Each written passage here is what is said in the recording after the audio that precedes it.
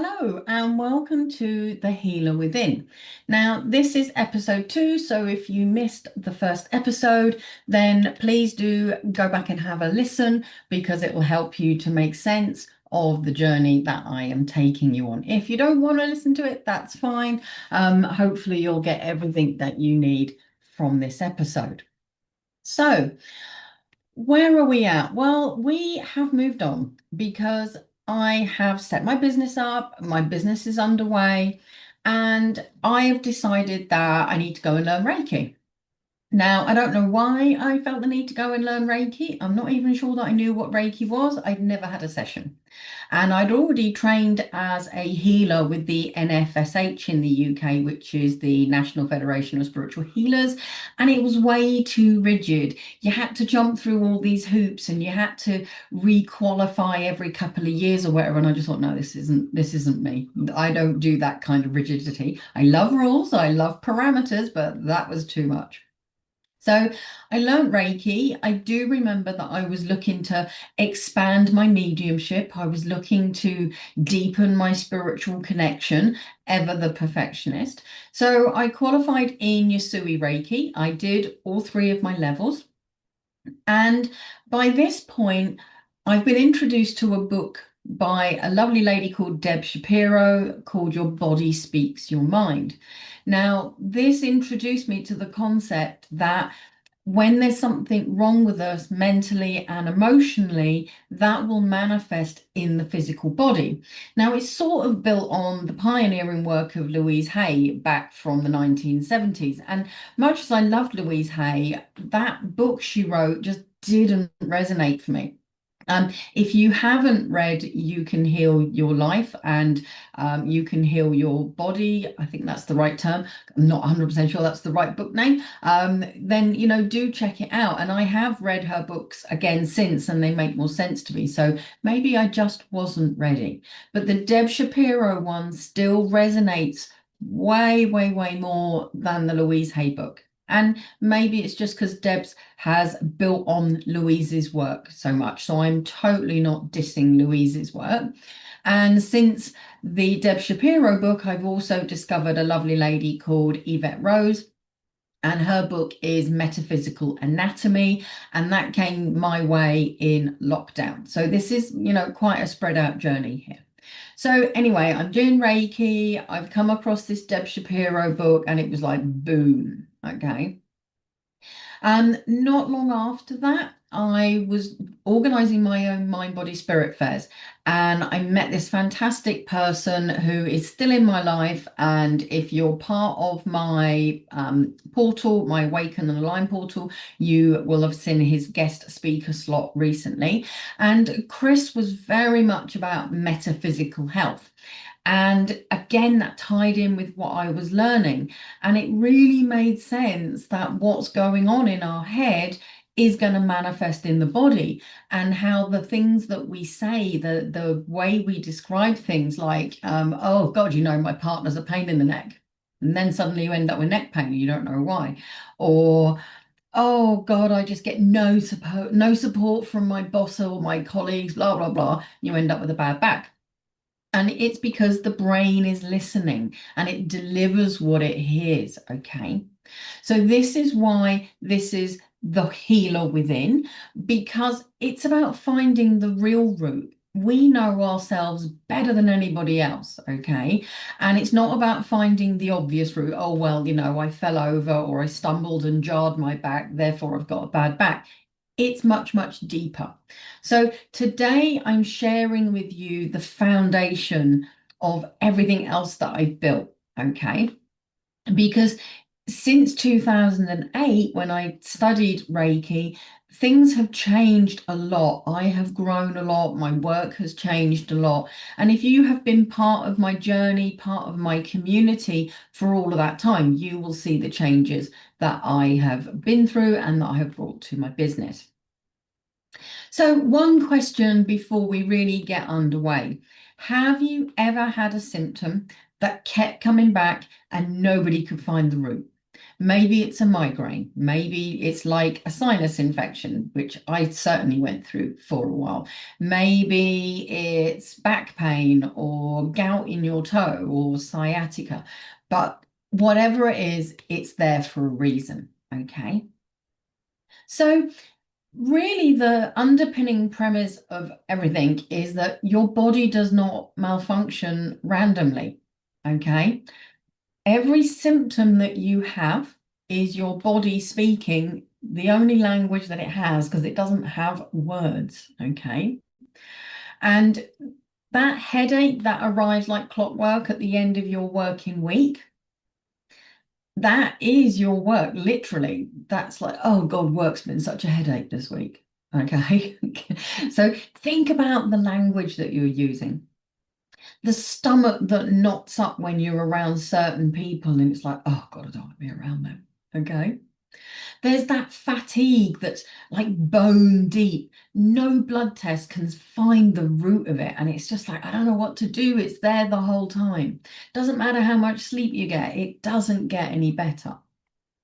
What about that feeling of the throat tightening up when you need to speak and you can't? Okay. So none of this is random. None of this is bad luck. And none of this is anybody's fault. And none of it is your body failing you. It's trying to give you a heads up. Okay. So let's dive a little bit deeper into why tests come back clear. So Western medicine looks for the physical cause of our symptoms, but quite often it can't find them. I mean, just take fibromyalgia, for instance. Most doctors just can't find what's going on, and a lot of people, I think, are probably labeled as having fibro when they don't have fibro. But because the doctor can't find out what else is going on, they just kind of cluster that all together. And these symptoms are not imaginary, okay? They're not in your head. Now, I want to just clear up the word psychosomatic because it's got a bad rap. When we talk about psychosomatic, we do literally think that we're being told it's all in our head and we're making it up. But actually, that's two words that have been brought together: psycho, brain, matic, body, psychosomatic. Okay. And actually, where I'm coming from, psychosomatic is actually bang on. It's the right word because it's the mind and the body, and the mind is driving the body. So the two come together. So it doesn't matter really what the root cause is as far as doctors go. But for me, I find the root cause of that physical symptom. And to be honest, if what's going on is emotional or energetic, they're never going to find it on a conventional doctor's scan, blood test, or anything. Okay. So your body is real, your symptoms are real. The cause is just not where you think it's going to be. Okay. Even with something as simple as hay fever, we go, oh, the cause is the pollen. But actually, there are clinics in the US where they clear allergies, including hay fever, because actually all that's happened is there's the pollen, let's call it June 2025. Something was going on May, June 2025. Pollen, hay fever starts, move on to August or whatever in 2025. And then every summer after that, you've got hay fever. But it's actually the emotional trauma that's trapped that there. Okay. And your body, every time it's re-traumatized by the pollen reminds it of whatever that was going on in 2025. Let's say you lost an important loved one or you got made redundant and you were devastated. And that happened around the time a certain pollen was present. Like PTSD, your mind and body have linked all of that together. Okay. So the question we need to be asking the right question to ask is not what's wrong with my body, but what is my body responding to? What is it that is affecting it? Okay, so ask yourself, what is my body responding to? That is the crucial question. Okay, so the different areas of the body tend to carry different emotional themes. So, for instance, if you know about the chakras, this will make sense to you. The chakras are the energy points that go along the spine, and they start at the base of the spine and go all the way up to the crown. So the throat chakra is all about expression. It's about truth. It's about what you're swallowing down or what you have swallowed down, because sometimes this can go back a long, long way. It isn't necessarily what's literally just been happening. So your gut, which is the solar plexus just above the belly button, this is all about what's being overridden. This is your second brain, because we have 5 brains, you'll be pleased to know, because one's just not enough. Your shoulders are all about responsibility. So whose weight are you carrying? Is it the weight of your parents' problems?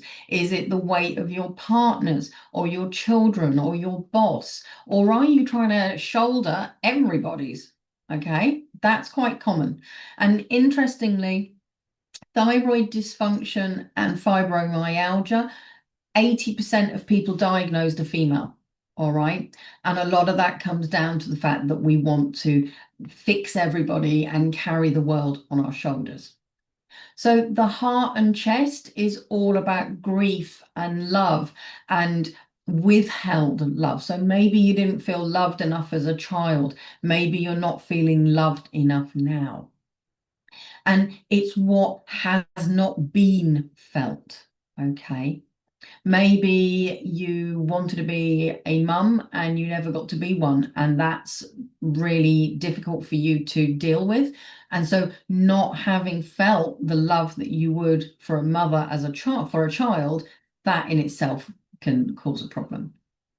Lower back is all about support and what feels unsupported. Okay, maybe nobody hears you when you want to vent about something, or maybe all the financial burdens on you for whatever reason. Okay, so this isn't a diagnosis as such, it's a starting point for a completely different kind of conversation with your own body. And I'm pleased to say that there are more doctors in the UK anyway, who are starting to look at the whole, the mind, body, and the spirit, not just the body. And so if your doctor is very old-fashioned and everything's about dishing out tablets, find out if there's a different doctor in the practice who's more mind, body, spirit orientated, because you want that doctor that understands that the grief you're feeling because someone's died maybe is showing up in your body physically, right? Rather than, oh, here's a load of tablets, off you go, you'll get over it soon. Okay. So with the questions that I was saying, it's about asking the right questions, and we're not very good at this. Okay. So just think, instead of saying or asking yourself, what is wrong with me? Ask yourself, what is my body trying to tell me? Now, it might be that that information will come up as a feeling, as a word, as an image. Maybe it's a knowing and you just know that it's trying to tell you that you're overdoing things, okay? Or that you're not eating properly. And don't judge that information as it comes up. Just literally allow that information to surface in whatever way. Write it down so that your brain doesn't twist it, and then come back and deal with it. So instead of asking yourself, how the hell do I get rid of this back pain? How the hell do I get rid of this sinus infection? Ask instead, what job is that symptom doing? So if you've got chronic migraines, what's triggering the migraines? And I don't mean foods and sounds. Is it every time your husband wants you to go and watch him in his play doing Amdram, and you're like, oh God, this is so boring, I don't want to do this. But you feel that you have to make willing and go along. Or is it every time you've got to go to a particular meeting at work because it's awful and you hate it and you don't want to be there, so your body comes up with an excuse why you can't be there? Okay. Also, think about the literal or the no, is it literal metaphorical? Okay. So a few years ago, I went through a period where I just got one sinus infection after the other. I never had sinus infections until then. And it would be awful. I could feel it coming on, and I would feel completely debilitated even before the full-blown infection took hold. But the doctor wouldn't give me antibiotics till I was in the middle of the full-blown sinus infection. And, I have worked over the years with some massive hangovers when I was younger. I've done the I'm dying of flu, but I'm going to go in anyway routine. So I can work when I'm not well, but believe you me, I found doing my spiritual work and talking to dead people was really, really hard with the sinus infection. In fact, it was nigh on impossible. Okay. So I started to ask myself, what is really going on with my sinuses? And then I thought, okay, so what's getting up my nose? What is irritating me? And that's when I had the little half moment, because there was something going on around me and it was getting up my nose. And it was something I was trying to change, but it wasn't changing. So all I could do was change the way I was thinking about that situation, much like I did when my business went under and I was stressing over finances and everything, which I told you about in episode 1. So rather than being focused on how awful everything was, I changed my focus again onto what can I do? What am I doing? And I just put my energy into that. And touch wood, I think I've sorted that out because I haven't had a sinus infection for some time now, which is a miracle because literally I was having 2 or 3 a year. It was horrible. So that was metaphorical, like what is getting up my nose? And you're going to hear me talk about metaphysical health, and it's the underlying issue. Okay, so the sinus infection is the symptom, the metaphysical root is what's getting up my nose. Okay, and you're going to hear me talk about that quite a lot. So every symptom is a message. Imagine that your body could send a text message to you and go, oi, Tracy, you're getting irritated by situation X, do something. I'm like, oh yeah, can I rectify it? No. Can I go and do something about it? Yes, go and do it. Can I just decide not to let it bother me? Yes. And so when I say in posts on Facebook and where have you, other social media things, you have to change your perspective, you have to change your mindset. I can imagine you rolling your eyes, but actually, we are the only person that controls how we think. Okay, so just remember every symptom has a message and every message has a root, and we need to find that root. So your body has been talking to you all of your life. It's never stopped. We just stopped being able to understand it. Society has taught us to be very logical rather than intuitive, but we need to be intuitive and listen to our body. And, we always joke about the pregnant woman who needs charcoal on her pizza. She is listening to her body, okay? And there is something in that charcoal she needs. Thank God I've never been pregnant and had those weird cravings. But it doesn't matter whether it's a craving for peanut butter on your ice cream and you only do that when you're pregnant. There is something about the fact your body is sending you that message and you're listening, probably because when you're pregnant, it's acceptable to eat weird and wonderful foods, okay? And I'm very good now, I didn't used to be, but if I suddenly get a craving for spinach, I know that my body needs some iron. If, on the other hand, I'm getting cravings for sweet things, I can lay odds that I'm really tired. Okay, so I don't tend to dive down that rabbit hole because I know it's not good for me. I know that my body just wants me to get the point. Okay, so think about the foods that you get cravings for and are drawn to, and then pull up short because is it a healthy need or not? And if it's a healthy need, like me with the spinach, work away.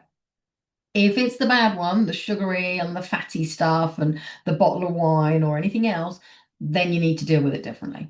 Okay. So, in the next episode, I'm going to look at why the obvious cause is almost never the original one. And I don't know if it'll be in the next episode or not, but we are going to delve into a lot more spiritual stuff. So, things like soul contracts, past lives, and how that impacts your health in this life as well. So, I haven't gone off at a massive tangent. I'm just bringing all the threads together for you so it makes sense. So please do bear with me.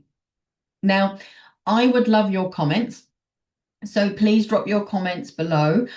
Tell me whether you've been part of my community for a while or whether you're new, and just tell me what you liked best about the show. All right.